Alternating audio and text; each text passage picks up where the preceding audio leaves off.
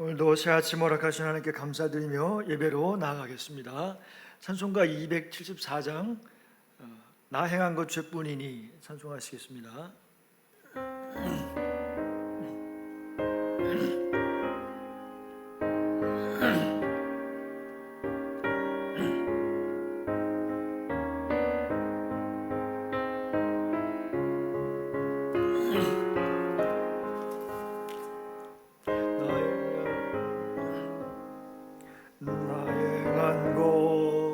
죄뿐이니 주 예수께 비옵기는 나의 몸과 나의 맘을 깨끗하게 하옵소서. 물 가지고 날 씻든지 불 가지고 태우든지 내 안과 바 내 모든 죄 멸하소서. 내 어두운 눈 밝히시니 참 기쁘고 고마우니라. 그보다 더 원하오니 정결한 마음 주옵소서. 물 가지고 씻든지 불 가지고 태우든지 내 안과 밖 다 닦으사 내 모든 죄 멸하소서.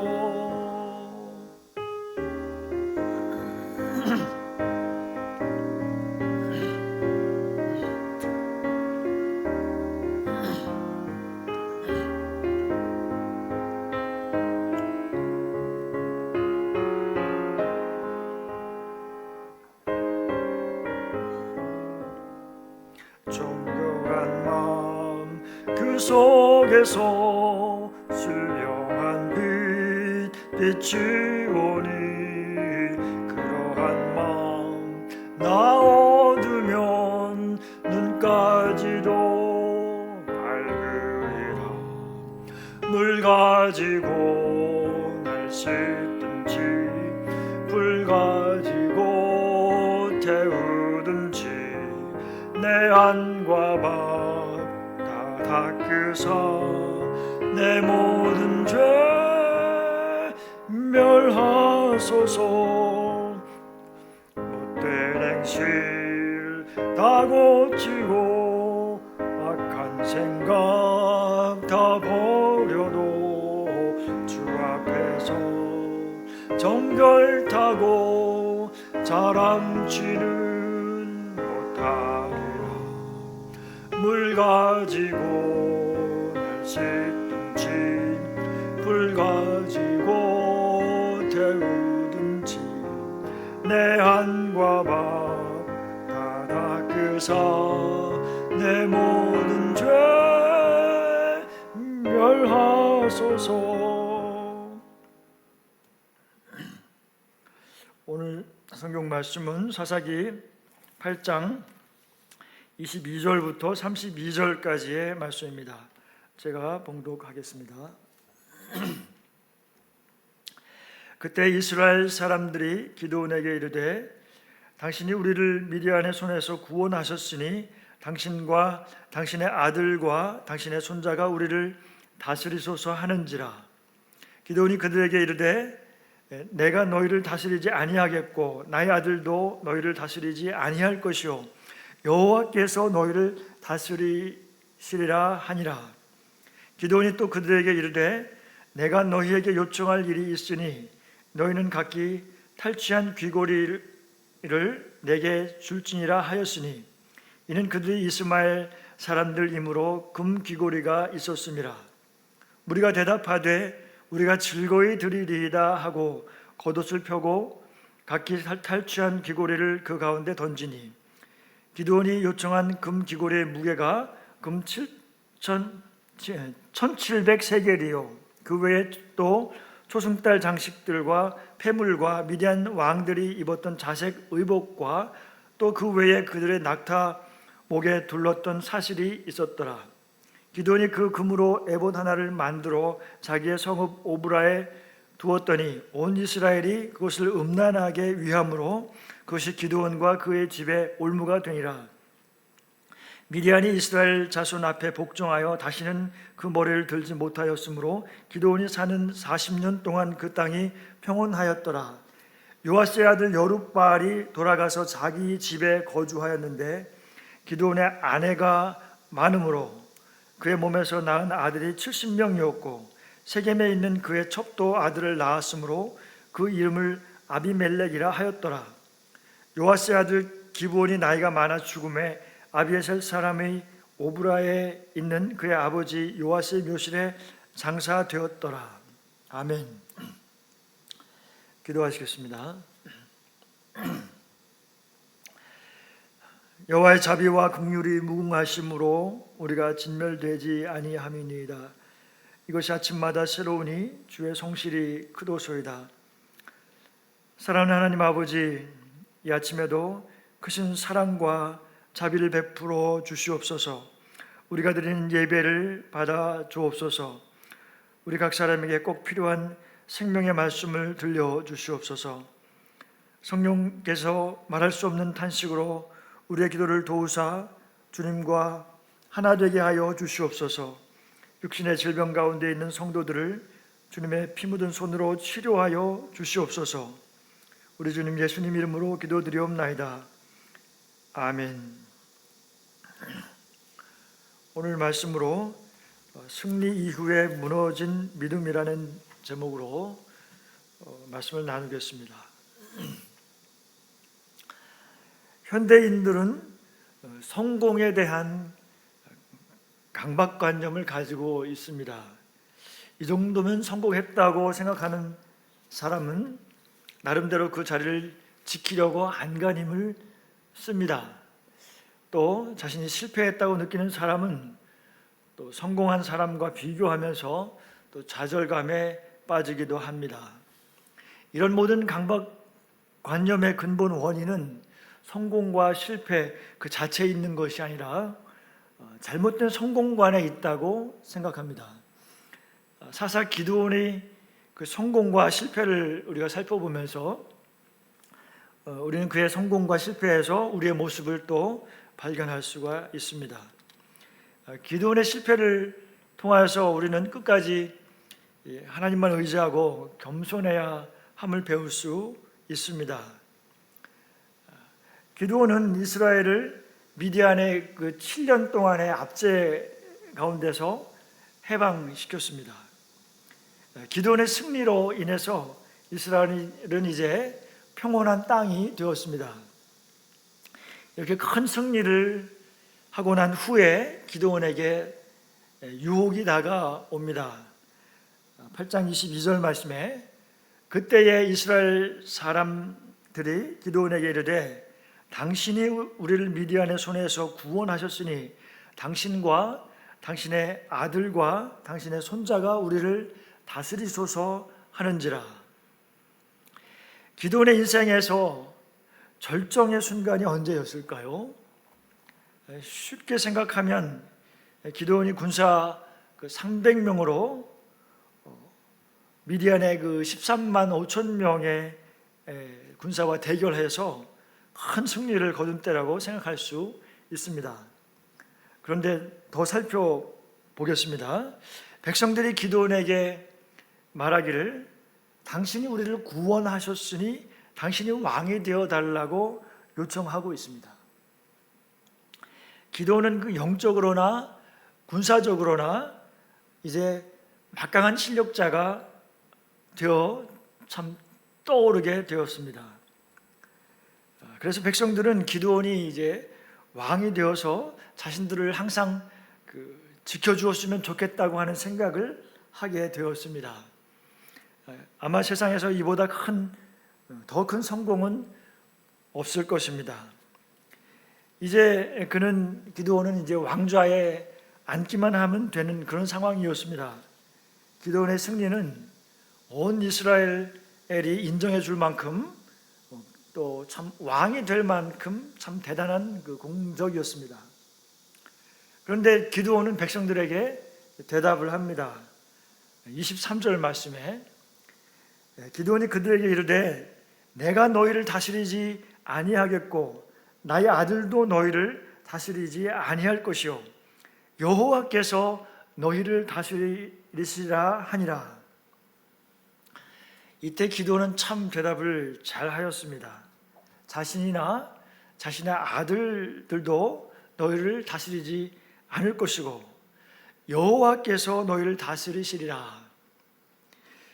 기드온은 이 전쟁을 승리하도록 이끄신 분이 여호와 하나님이시라는 것을 분명하게 알고 있었으며 또 그분을 높이고 또 백성들 앞에서 그분의 이름을 드러냈습니다. 기드온은 백성들이 당신이 우리를 구원하셨으니 라고 한 그 말에 그렇지 않다라고 하면서 그들의 말을 이 틀렸음을 지적을 하였습니다. 기드온은 그것이 하나님께서 하신 것이라는 것을 분명하게 드러냈습니다. 기드온이 이렇게 고백하는 이 순간이 기드온의 진정한 성공의 정점일 것입니다. 기드온은 자신을 잘 알았습니다. 이전에 참 보잘것없는 농부였습니다. 기드온은 겨우 300명으로 13만 5천 명을 완벽하게 이긴 진정한 승리자, 또 백성들의 구원자는 기드온이 아니고 하나님이시라는 것을 잘 알고 있습니다. 그래서 기드온은 하나님 앞에서 참 정직한 대답을 하였던 것입니다. 기드온은 이러한 겸손한 태도로 끝까지 하나님만을 드러내야 하는 사사였던 것입니다. 그런데 기드온은 이스라엘 사람들에게 해서는 안 되는 한 가지 요청을 하였습니다. 24절에 기드온이 또 그들에게 이르되 내가 너희에게 요청할 일이 있으니 너희는 각기 탈취한 귀고리를 내게 줄지니라 했으니 이는 그들이 이스마엘 사람들이므로 금 귀고리가 있었음이라. 기드온이 말로는 분명하게 여호와께서 왕이시고 또 여호와께서 이스라엘을 다스리실 것이라고 말했습니다. 그러나 그는 또 백성들에게 탈취한 금 귀고리를 달라고 요청을 했습니다. 그런데 여호수아 시절에 전쟁에서 그 탈취한 것들 중에서는 여호와께 구별해서 드려야 하는 것이 있다고 하는 말씀이 있습니다. 여호수아서 6장 19절 말씀에 보면 은금과 동철 기구들은 다 여호와께 구별될 것이니 그것을 여호와의 곳간에 드릴지니라 하시니라. 이스라엘 백성들이 요단강을 건너서 가나안 땅에 처음 들어갔을 때 만난 그 성이 여리고성인데 그 여리고성을 무너뜨리고 난 후에 전리품으로 많은 그 금, 은과 동철 외에 의류와 폐물들을 전리품으로 취득을 했었는데 그 중에 은금과 동철 기구들은 여호와께 구별된 것이니 여호와의 곳간에 들여 놓으라고 하셨던 것입니다. 이 모세나 여호수아라도 그런 그 탈취물 중에 은금과 동철들은 개인이 가져갈 수 없는 것이었습니다. 또 그 신명기에서 여호와께서 이스라엘이 진정한 왕이신 여호와를 버려두고 다른 나라와 같이 눈에 보이는 인간의 왕을 구할 것이고 또 그에 대해서 여호와께서 허락을 하셔서 왕을 주실 것인데 그때에 그 왕이 갖추어야 할 조건 중에 다음과 같은 말씀이 있습니다. 신명기 17장 17절에 그에게 아내를 많이 두어 그의 마음이 미혹되게 하지 말 것이며 자기를 위하여 은금을 많이 쌓지 말 것이니라 라고 말씀을 하셨습니다. 그런데 기드온은 이방 나라의 왕을 본받아서 아내를 많이 두어서 자녀를 무려 70명이나 낳았다고 그 8장 30절에 보면 그렇게 기록하고 있습니다. 그리고 또 은금도 많이 쌓은 것을 볼 수가 있습니다. 사사 시대의 제사장들의 역할은 율법을 지속해서 백성들에게 가르쳐서 여호와의 말씀대로 순종하며 살도록 백성들을 잘 지도하는 것이었는데, 제사장 중에서 누구도 기드온이 하는 일에 대해서 지적하지 못한 것을 볼 수가 있는 것입니다.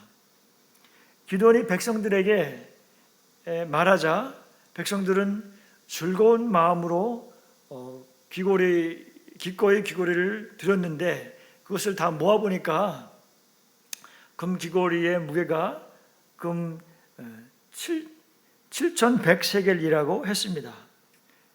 이것을 좀 환산을 해보면 한 세겔이 약 11.4g이고 여기서 7,100세겔이라고 했는데 그것을 11.4g 곱하면 89,940g입니다. 이것을 한 돈으로 이렇게 또 환산을 해보면 요즘으로 21,584돈입니다. 그것을 요즘 시가로 환산해보면 약 118억 원 정도 되는 어마어마한 돈이었습니다. 기드온이 이렇게 요구한 것 외에도 백성들은 각종 폐물과 의복도 기드온에게 드렸던 것입니다. 8장 27절에 기드온이 그 금으로 에봇 하나를 만들어 자기의 성읍 오브라에 두었더니 온 이스라엘이 그것을 음란하게 위함으로 그것이 기드온과 그의 집의 올무가 되니라.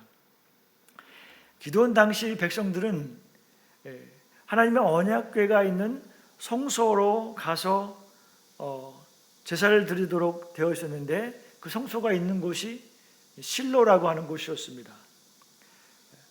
거기서 제사장이 백성들을 위해서 공식적으로 제사를 드리도록 하고 있었습니다.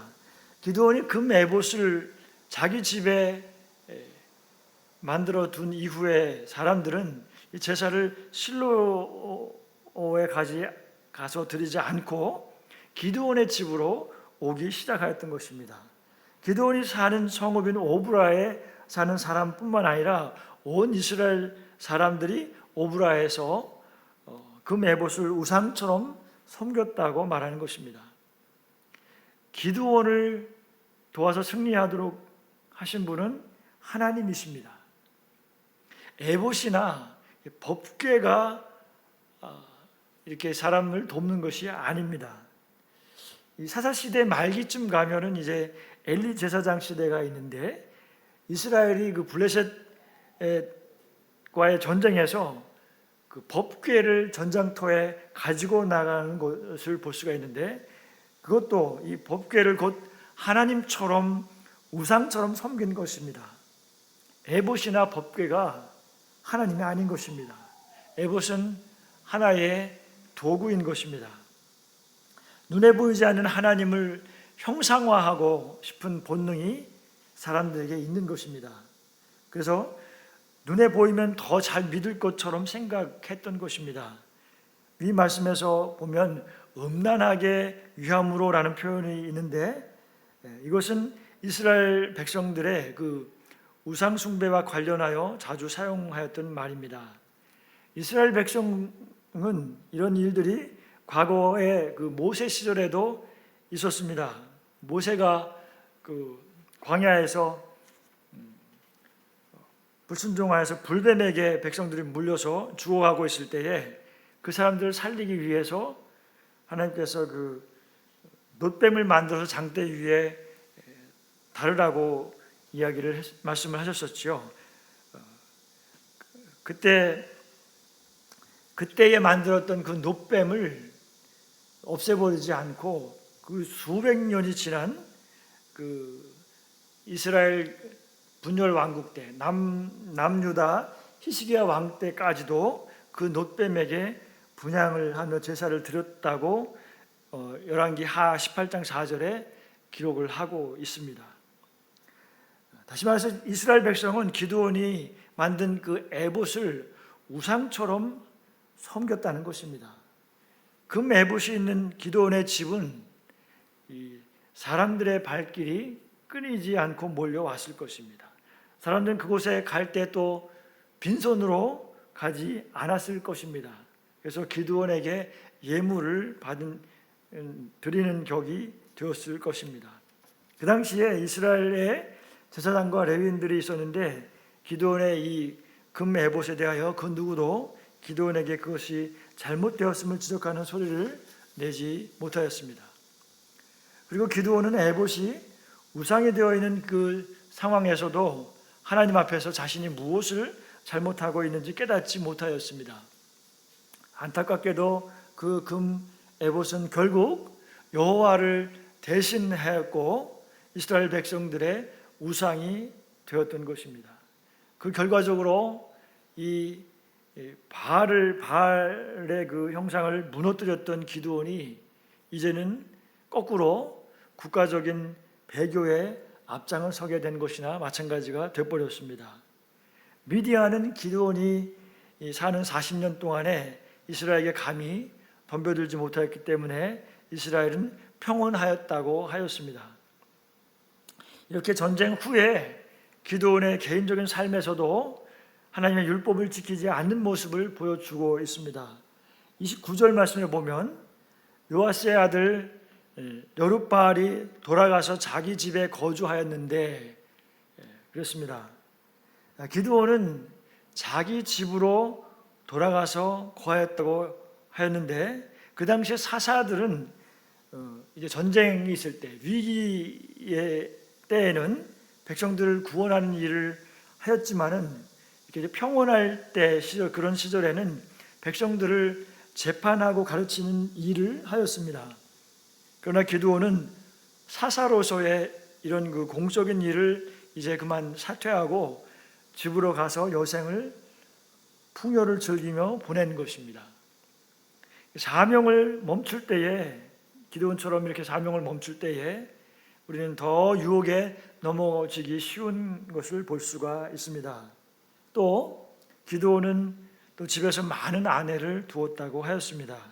30절 말씀을 보면 기드온이 아내가 많으므로 그의 몸에서 낳은 아들이 70명이었고 세겜에 있는 그의 첩도 아들을 낳았으므로 그 이름을 아비멜렉이라 하였더라.